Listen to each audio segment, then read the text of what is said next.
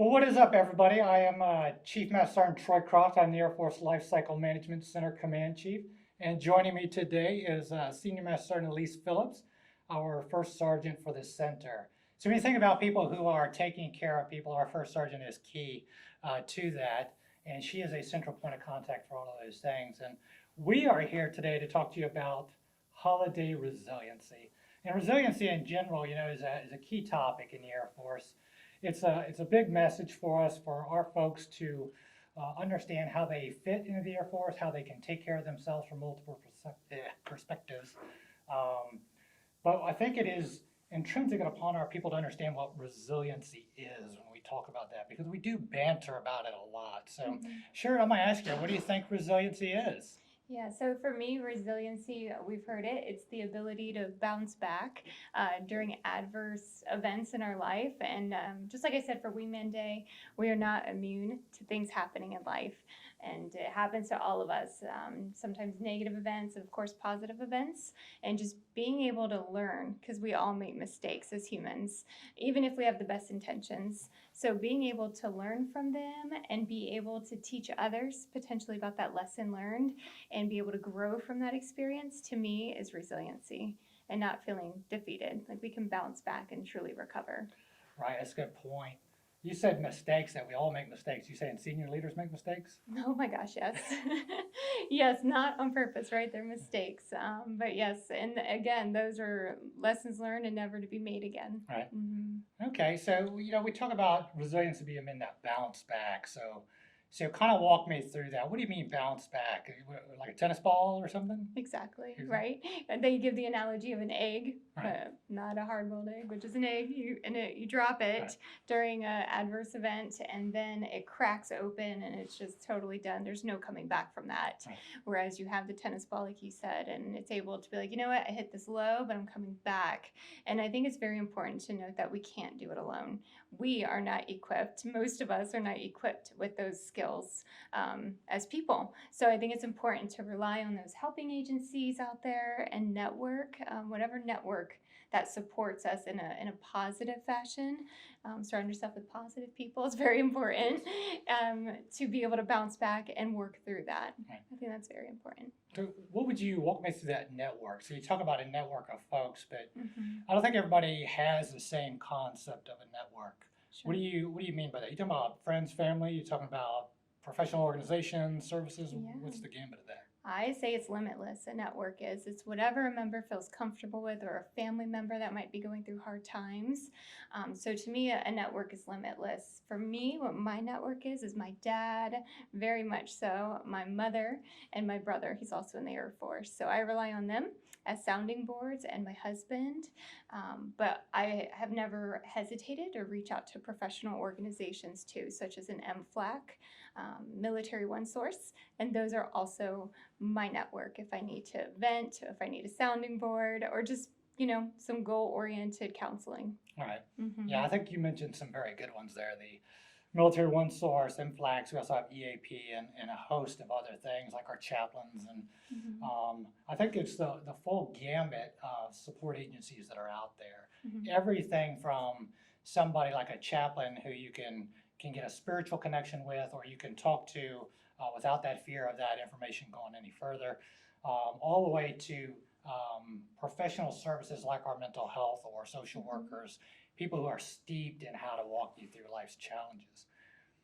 And one of the things I think that's important when we talk about these professional services, it's more than just sitting there and unleashing whatever's inside you, all those problems. They also give you a lot of tools. They do. Because I found that most of us have a toolbox we carry around with us to solve our problems. And if you were to open that toolbox, everything in it, I guarantee you, for some people, looks like a hammer. And if every tool you have is a hammer, then every problem had better be a nail. Right. What are some of those tools you think are necessary for folks to have to solve these problems? Well, I think the ability to open up and be open-minded to those agencies. And I think it's easy to be stuck in our own mindset, and we can't solve it all by ourselves. And I think it's important to be able to talk it out, because sometimes our mind and our thoughts are so jumbled and we can't get out of the situation. We're on a loop, and we're not going anywhere. Right, We're just right. looping on the situation, and we've all been there. Yeah. And sometimes that results in like catastrophic thoughts too, where we think worst case scenarios. So I think tools is one, to be open-minded, reach out to those folks, because they're the ones that's going to dive deeper into what's going on and provide clarity to that situation. And it might not be just in one session, but it's really important. Yeah, I think that you pointed out something very key there, is that clarity. Mm-hmm. Talking to somebody gives you an opportunity for somebody else to give you perspective and say, you're not seeing this. Every problem I've ever had in my life, I've circled that thing. I've admired the problem. It's fantastic. It's gorgeous. But it is also the only thing I see at that point. That's right. I can't see the goodness or anything else. I see the problem. Mm-hmm. And I think by talking to folks, whether it's family or one of our professional services, Mm-hmm. they give you that insight. It's you don't see the forest for all the trees you're staring at. That kind of helps out quite a bit. Do you think that it's better to have a strong friend, a social network, than it is to have to constantly go back and forth to professional service, or how do you think that balances out? That's a good point. I will say too, real quick before I answer that, with the I lost my train of thought. That's what happens when you get old. That's okay. Oh, that's what I was going to say. So for counseling, maybe it's our first time experiencing that event, that negative event in our life. But just remember, counselors deal with this type of stuff every day, practically. So they're not immune to understanding and being able to help get to a resolution. So that's really important to note that you're not alone in that. Okay, and then your second question, I'm sorry, what was it? I don't know, I lost my train of thought. No, I think it was, you did hit on something there. It's somebody who hears other people's problems all day long. Mm-hmm. It's amazing to me that folks, and I'm guilty of this as anybody else, I'm gonna write it down. where we have a problem, something's going on in our life, Mm-hmm. and we feel like we are the only people to ever have this problem. And that's just simply not true. It's amazing to go talk to somebody and then go, yep, everybody has that issue, or I've heard this 20 times. Let me give you some perspective Mm-hmm. And help you link your way from problem to potential solution. Yes, absolutely. And I remember your question. Okay. Okay, so you asked kind of like that happy balance of friends versus Right. professional counselors. So in my personal experience, relying on family could be tricky sometimes, because of course they're going to have that personal bias towards their daughter or their sister, and they're going to side with me more so than provide that unbiased, objective opinion. So that's where I rely on counselors if I ever need to go talk to MFLAC or a military one-source counselor, for that unbiased and person who can provide an outside perspective, who doesn't know me, they do not know the situation, and they could just provide feedback for me. Yeah, that whole bit of choosing sides or choosing favorites, and if you're the in-law or something and going against all of that, that sometimes is very difficult. Yes. It is good to get that unbiased perspective and have somebody who can walk, maybe you and somebody else, through whatever's going on. Exactly. Do you think, how would you describe connectedness? We talk a lot about that, but we kind of, I think we leave an assumption out there that everybody understands what connectedness is. Mm-hmm. And is connectedness social media? Is connectedness, person to person? What is that? Yeah, perhaps different for everybody. Right. And even connectedness, we think of people and social, just like you said, for in person, which is sometimes difficult with COVID. It's not undoable, but it could be difficult, especially if your family or friends live far away. But maybe connectedness is just staying connected to the things that you love, to stay grounded, whether it's hiking or biking, reading, going out to the woods, and just exploring and just being, connected to nature. Maybe that's your connectedness and keeps you grounded and maintain your happiness. So I know throughout COVID, I've seen a lot of folks just Zoom call each other, and it's just a matter like key spouses, and they're just having wine or whatever they're doing, and they're chatting and seeing how everybody's doing. Right. So it's really, I guess, different in everybody. So, for everybody. Yeah. What about you? I see it as a ton of things. Yeah. I'm not big on social media, but it's for me, it's either picking up the phone or those Zoom calls with folks. Linking up with somebody person to person, to me, and maybe it's a generational thing, it's just different than texting or something, because sometimes you can't, or I have a hard time deciphering the emotion behind what you just sent me. Sure. Are you joking? Are you serious? And that's when I usually bridge the gap and hit the button and go, okay, now I'm going to call you because I don't know where this is going. That's a good point. How do you think, we've talked a lot about getting help and stuff, but what is it, what do you think it is to recognize that either somebody who I know has a problem, how do I see that? And how do I know that I personally have a problem? Where do we get in that? Okay. So we had Wingman Day yesterday, and I thought they touched on a lot of those key points with our wingmen, our friends, our coworkers. How do we identify that they're having a problem? And I think the number one tall tale sign is behavior, maybe nonverbals. How are they acting? Are they acting completely out of sorts? Are they isolating themselves? Is their work ethic a little bit different than, decreasing, worse than normal? Hopefully they have great work ethic normally, but just going downhill. Those are, I think, great ways to tell. And I think, too, just get to know folks. It's important just to see how people are doing. Get to know, like, how's your wife today? How are you and your kiddos? Yeah. How are things at the house? How's everybody holding up with maybe the homeschooling, upcoming holidays? Yes. I think you hit on it, knowing your people. Yes. Our leadership schools and our leadership books and all those things we like to do talk about I think the technical aspects of leadership. It's how to maybe run a program. It's maybe some things you need to think about, your presence or how you talk or how you act or those things. But we rarely delve into that bit of knowing your people, knowing them to the level that you can discern something is going on, even if those signs we talk about sometimes are not quite so obvious. Some people, I think, are very good at hiding that. Yes. We may have taught them how to hide them. And so as a supervisor, you may need to kind of understand somebody to a level that you can discern it. I'm trying to figure out what that term is there, but you feel it, like something ain't right. It's like my wife, I've been married to her 25 years, and when she stops talking, I know, I've done something. Now I just got to feel it out of her, right? She's not going to say anything. I think that's the thing with our folks too, but that's one aspect of it. But what about the internal aspect of understanding where you're going based on what has been rolling around in your head? Yeah, and we've all been there, right? Doesn't matter what your rank is. We're not immune to this. So for me, maybe just focusing on my emotions, like how am I feeling? Am I more on edge today? Am I more stressed out? Am I anxious? Being able to have that pulse on ourselves to know how we're doing and know when to rely on our network of folks that we usually call on when we need to talk. Or reassess, okay, what can I omit out of my life? What can what can I do to be more proactive, to get after whatever it is that's stressing me out, such as schoolwork. Like stop being a procrastinator and get it done. So that's just an example for me.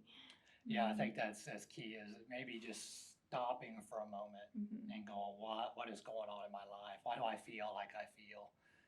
Have you been more angry than normal? Have you been more tired or more emotionally exhausted? Or is there something where you feel like you've got this constant state of unease?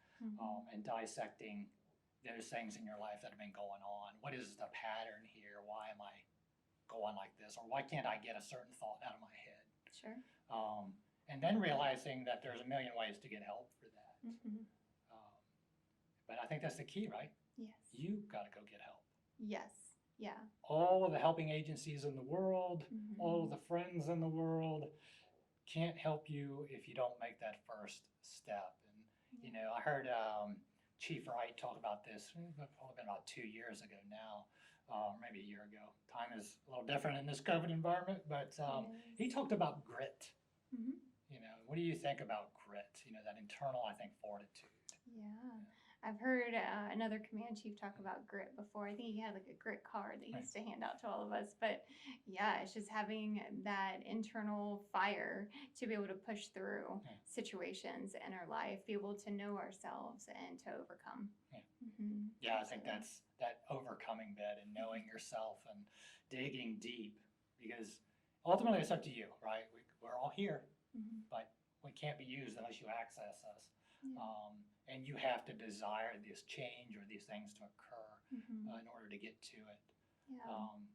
Yeah, I'd like to talk about a couple other things now. You mentioned yesterday during the Wingman Day bit for us a couple of examples where somebody had intervened and made a save. Could you talk about what she had done? Yes, I can. The same story? Yeah. Okay. I'll give a little bit more on that story with the second intervention as well. So we talked about suicide intervention and prevention, all these types of things yesterday during our Wingman Day, and I brought up a story from one of my previous units. A staff sergeant was undergoing an investigation, and we know that's one of the risk factors for suicide, unfortunately, in our military. So we really have to look after those folks and just protect them as leadership and just make sure they're doing okay, because it's stressful. And they take a while sometimes, these processes. And the member also had personal life issues going on, and member told a tech sergeant in his work center that he wanted to shoot himself. And the tech sergeant just thought that's normal kind of banter in the work center and didn't take it serious and just kind of dismissed it, didn't come forward with it.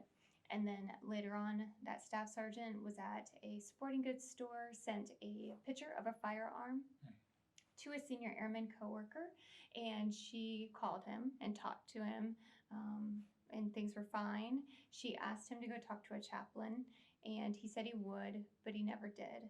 So chaplain came forward to me like, hey, you might need to check in on this situation. I don't know anything else other than what I was kind of told here. And so I pulled him aside with my chief, and we asked him how he's doing, and he wasn't doing good. And I asked him if he's having thoughts of suicide, and he said yes. And I asked him if he had a plan, and he said yes, and he told me everything. He said he had an appointment with a mental health provider in the civilian sector that night. I could not consciously leave him that day to be like, okay, great, follow up with me tomorrow, how that went. No.